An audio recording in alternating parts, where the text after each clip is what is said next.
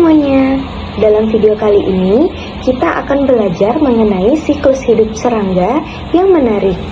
Siapa sangka kehidupan serangga penuh dengan proses yang unik dan beragam.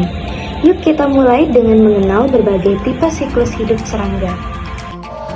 Metamorfosis adalah sebuah proses perkembangan di mana serangga mengalami perubahan bentuk dan struktur tubuhnya dari tahap satu ke tahap lainnya dalam siklus hidup. Ini melibatkan perubahan dari bentuk dan fungsi tubuh, terjadi seiring berjalannya waktu. Jenis metamorfosis dibagi menjadi dua, yaitu yang pertama metamorfosis sempurna atau holometabola, melibatkan 4 tahapan utama, yaitu telur, larva, pupa, dan imago atau dewasa. Tahapan pertama, telur berfungsi sebagai tempat di mana embrio berkembang sebelum menetas menjadi larva. Telur diproduksi melalui proses oviposisi oleh induk betina.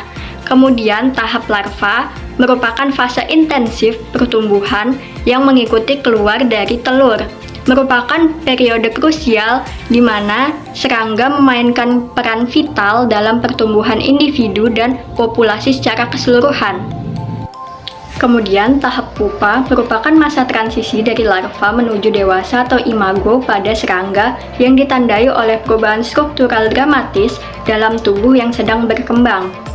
Terakhir, yaitu tahap imago yang ditandai dengan perkembangan struktur dan fungsional yang lengkap dari serangga menjadi matang secara seksual dan siap untuk melakukan aktivitas reproduksi. Dan jenis metamorfosis kedua yaitu metamorfosis tidak sempurna atau hemimetabola yang hanya memiliki 3 tahap, yaitu telur, nimfa, dan dewasa. Nimfa ini mirip dengan serangga dewasa, hanya saja tidak memiliki sayap langsung. Terdapat banyak ordo serangga yang masing-masing memiliki siklus hidup yang unik. Ada sekitar 12 ordo dan kita akan melihat beberapa yang paling terkenal. Yang pertama yaitu ordo Lepidoptera atau kupu-kupu. Lepidoptera yang meliputi kupu-kupu adalah contoh serangga yang mengalami metamorfosis sempurna. Prosesnya dimulai dari telur, larva atau ulat, pupa atau kepompong, dan akhirnya menjadi kupu-kupu dewasa. Yang kedua, yaitu ordo Coleoptera atau kumbang. Coleoptera yang mencakup kumbang juga memiliki siklus hidup yang unik. Kumbang mengalami metamorfosis sempurna yang dimulai dari telur, larva, pupa, dan kemudian menjadi kumbang dewasa. Yang ketiga yaitu ordo Hymenoptera. Ordo Hymenoptera termasuk lebah dan semut juga melalui metamorfosis yang sempurna.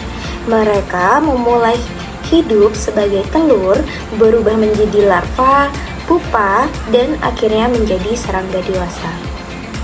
Perkembangan serangga embrionik merupakan proses transformasi dari telur yang dibuahi menjadi larva atau nimfa. Proses ini terjadi dalam beberapa tahapan, yaitu pertama, pembelahan. Proses ini diawali dengan pembuahan telur oleh sperma membentuk zigot yang diploid. Zigot kemudian mengalami serangkaian pembelahan sel mitosis yang cepat dan berurutan tanpa pertumbuhan sel yang signifikan.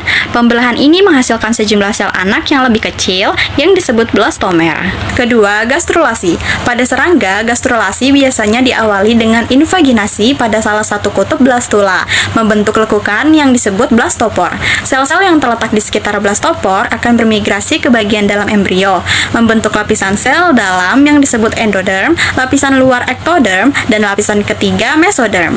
Ketiga, segmentasi. Proses segmentasi diawali dengan munculnya lekukan-lekukan pada permukaan embrio yang disebut sulcus. Sulcus ini menandai batas-batas antara segmen tubuh. Sel-sel mesoderm yang terletak di antara ektoderm dan endoderm akan terbagi-bagi membentuk somit, yaitu blok-blok sel yang akan membentuk otot, rangka, dan organ internal. Yang terakhir, organogenesis. Proses ini diawali dengan pembentukan primordia organ, yaitu kelompok sel yang akan berkembang menjadi organ tertentu. Ektoderm akan membentuk epidermis, sistem saraf, dan organ sensorik. Mesoderm akan membentuk otot, rangka, dan organ internal seperti sistem peredaran darah dan sistem ekskresi. Endoderm akan membentuk sistem pencernaan dan organ-organ terkait seperti Perkembangan serangga masa pasca embrionik dimulai setelah telur menetas, dengan serangga berada dalam tahap larva atau nimfa, tergantung pada jenisnya. Pada tahap ini, serangga mengalami pertumbuhan yang pesat. Larva atau nimfa berkembang dengan cara mengganti kulitnya beberapa kali, yang memungkinkan mereka tumbuh lebih besar. Selama tahap ini, serangga akan fokus pada kegiatan makan untuk menyimpan energi yang dibutuhkan untuk fase-fase berikutnya dalam hidup mereka. Dalam tahap ini, tubuh serangga terus berkembang, baik dalam ukuran maupun kemampuan fungsionalnya. Proses pergantian kulit yang dikenal dengan istilah molting terjadi beberapa kali selama perkembangan ini, hingga serangga mencapai bentuk dewasa yang lebih lengkap dan siap untuk berkembang biak. Proses pasca embrionik ini memungkinkan serangga untuk beradaptasi dengan lingkungan sekitarnya, tumbuh dan akhirnya mencapai tahap reproduktif. Jadi selanjutnya itu ada faktor-faktor yang mempengaruhi perkembangan pada serangga. Yang pertama itu ada faktor genetik. Jadi gen-gen dalam tubuh serangga membawa informasi tentang berbagai aspek perkembangan mereka. Berikut aspek-aspek yang termasuk di dalamnya. Yang pertama itu ada potensi reproduksi dan siklus hidup. Setiap spesies serangga memiliki ciri genetik yang menentukan lamanya siklus hidup serta jumlah keturunan yang dapat dihasilkan. Perbedaan genetik inilah yang menyebabkan beberapa spesies memiliki fekunditas tinggi, sedangkan yang lain mungkin berkembang lebih lambat. Kemudian yang kedua itu ada kemampuan adaptasi inheren. Misalnya, varian genetik tertentu dapat memberikan toleransi terhadap suhu ekstrim atau ketersediaan pakan yang terbatas. Kemudian selanjutnya itu ada faktor lingkungan. Yang pertama itu ada faktor fisik atau abiotik. Suhu, kelembapan, intensitas cahaya, angin, dan ketersediaan udara sangat mempengaruhi proses fisiologis pada serangga.